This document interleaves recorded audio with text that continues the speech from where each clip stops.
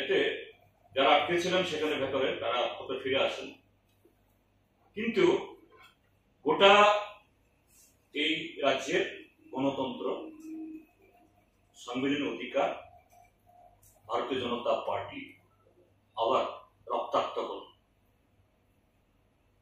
এর মধ্য দিয়ে প্রমাণিত হল যে তারা ভীত, তারা সন্ত্রস্ত, জনগণ দ্বারা বর্জিত।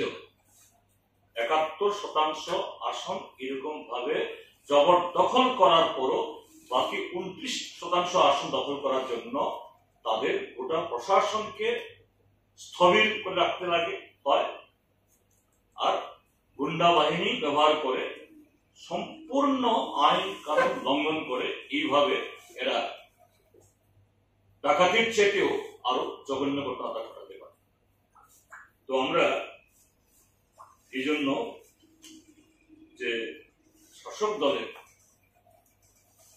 এই একনায়তন্ত্র প্রতিষ্ঠার এই চেষ্টার বিরুদ্ধে, তারা জবরদখল করে নিয়ে গেছে আলাদা জিনিস, কিন্তু এটা জনগণের রায় না, বরঞ্চ জনগণের অভিশাপ। তো সেই ক্ষেত্রে